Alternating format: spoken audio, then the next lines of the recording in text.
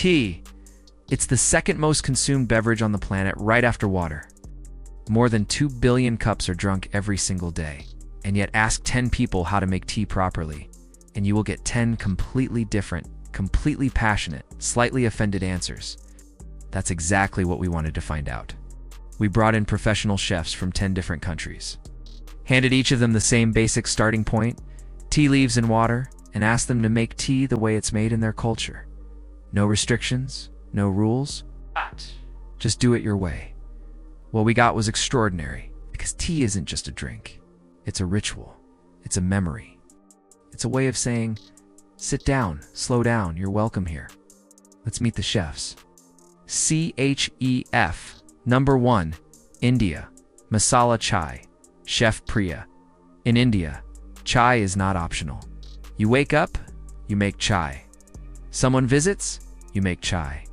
You're sad, you make chai. It is the answer to every question.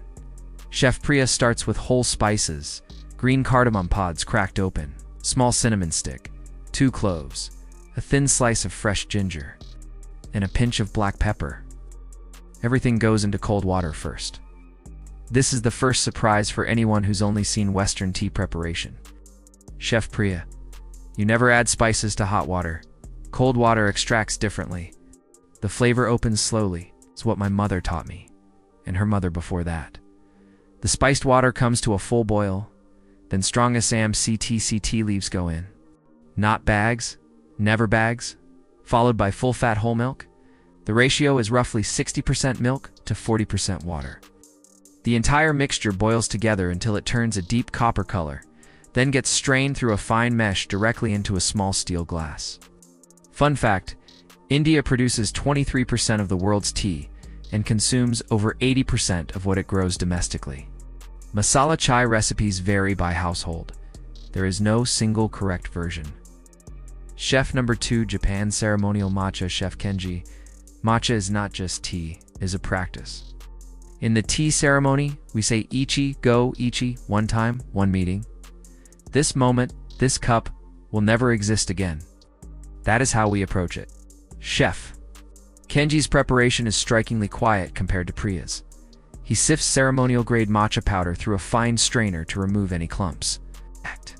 Then whisks it with water heated to exactly 75 degrees Celsius, not boiling. Never boiling, which would destroy the delicate amino acids that give matcha its characteristic umami sweetness. The whisk is a chasen, a hand-carved bamboo tool with over 100 tines. The motion is rapid and precise. A W pattern, then small circles to build a fine, stable foam across the entire surface. Chef Kenji, the foam tells you everything about your technique. Too many bubbles, the motion was wrong. No foam, the temperature was wrong. Fine, even foam, that is correct. Fun fact, ceremonial matcha can cost over $100 for 30 grams. The tea plants are shade-grown for 3 to 4 weeks before harvest to increase chlorophyll and L-theanine content. The compound responsible for calm, focused energy. Chef number 3, Moroccan mint tea. Chef Fatima. We pour from high up like this, so the tea creates foam in the glass. The higher you pour, the more respect you are showing your guest. Pouring low means you don't care. Pouring high, this means you are honored to receive them. Moroccan mint tea begins with Chinese gunpowder green. Tea, the tightly rolled pellets that unfurl in hot water, combined with enormous handfuls of fresh spearmint and an almost shocking quantity of sugar, added directly to the pot. The tea is brewed, poured back in, and brewed again at least 3 times to build strength and integrate the flavors.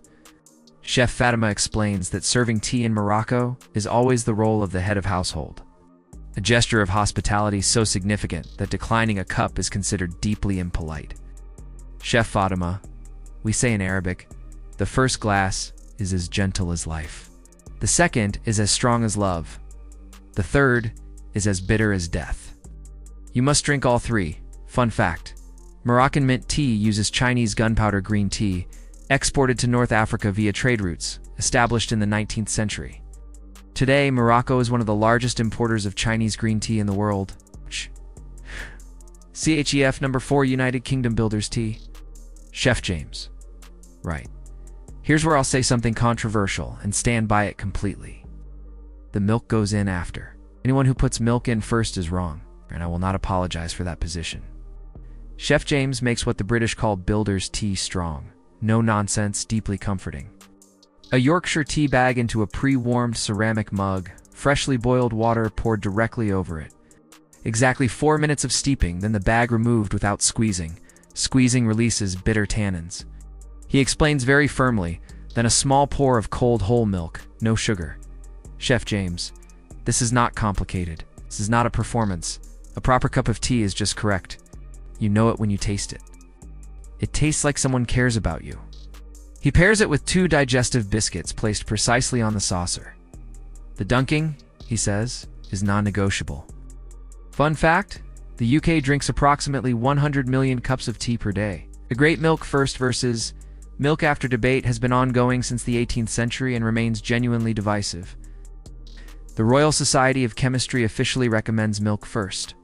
CHEF number 5 China, Gongfu Cha, Oolong style, chef way, in the West. Tea is made one time and finished. In Gongfu Cha, one portion of leaves can be brewed 8, 10, 12 times.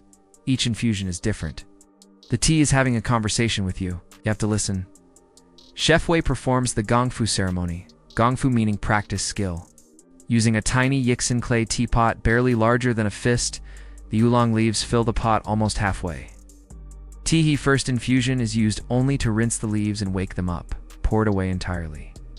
The actual drinking begins with the second infusion at just 90 seconds. Each subsequent brew is slightly longer. Chef Wei uses water at 90 degrees Celsius, poured in a slow circle around the inside of the pot. He serves into tiny cups that hold barely 2 sips each deliberately, so the tea is consumed while still perfectly hot. Chef Wei, a 2-sip cup is not a small cup. It is a cup you must return to. It means we are not finished yet, stay.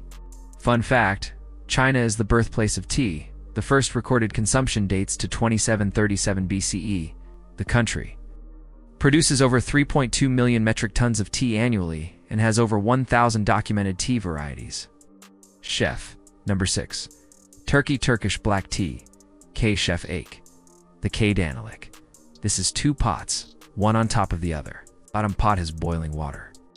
Top pot has the concentrated tea. You mix them in the glass according to how strong the person wants. This is why Turkish tea is personal. You make it for the person, not for yourself. Turkish black tea from the Rize region on the Black Sea coast. Deep, assertive, with a natural astringency.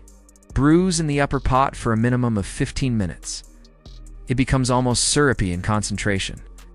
When served in the iconic tulip-shaped glass, the ratio of concentrate to hot water is adjusted per guest. Dark red for those who want it strong, a lighter amber for those who prefer it mild. No milk, no spices.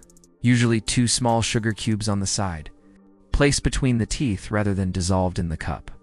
Chef Ake. Turks drink on average 6 to 10 cups a day. Not because we need the caffeine, because every cup is a reason to stop and talk to someone.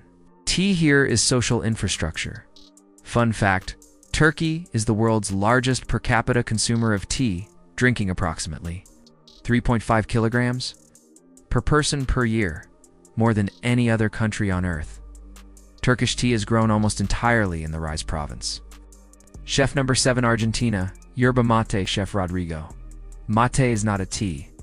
Mate is a relationship. Share the gourd with people. One gourd, one straw. Everyone drinks from the same vessel. This is trust. This is friendship. This is family. Chef Rodrigo fills a cured leather gourd, a mate, about 2/3 full with dried yerba mate leaves, inserts the babala filter straw at an angle, and pours water at 70 to 75 degrees Celsius, critically never boiling, which burns the leaves and creates bitterness. The first pour goes to the preparer, who absorbs any bitterness. Then the gourd is refilled and passed to the first guest. The ritual of passing and refilling continues in a circle. No conversation required, for as long as people want to sit together. Saying thank you when you return the gourd signals you're done drinking, Chef Rodrigo. It's the one situation where saying thank you means, I don't want any more. We don't say it, we just pass it back. Silence means, I want to stay. Fun fact, yerba mate contains caffeine, theobromine, and theophylline. 3 distinct stimulant compounds.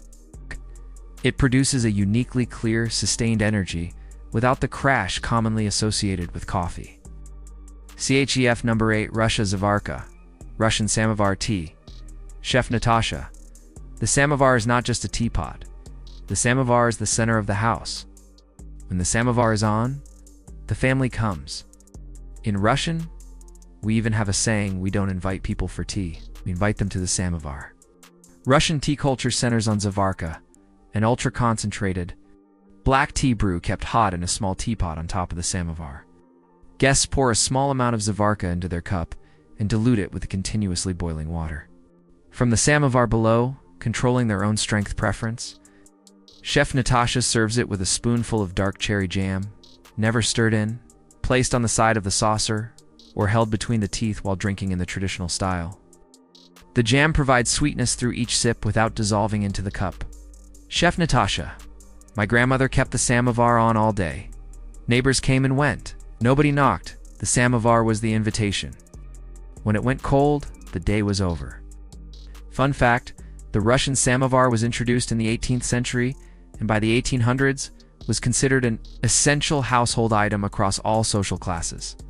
Electric samovars are now common, but antique coal-fired versions remain collector's items worth thousands. CHEF number 9, Kenya, Kenyan spiced milk tea. Chef Amara. Kenya grows some of the best tea in the world. Bold, bright, clean flavor. And we drink it with milk and spices like you wouldn't believe. Strong enough to wake you up. Sweet enough to make you want another cup. Chef Amara's Kenyan milk tea is similar in concept to masala chai, but with a distinctly East African flavor profile, heavier on ginger, lighter on the warming spices, and made with Kenya's own CTC black tea, which produces an intensely rich, copper-colored brew. Fresh ginger is grated directly into the pot, cardamom pods added whole, then milk and tea simmered together for several minutes. The result is poured through a strainer into tall glasses rather than small cups. Generous portions, deeply satisfying, served hot enough to be almost uncomfortable to hold.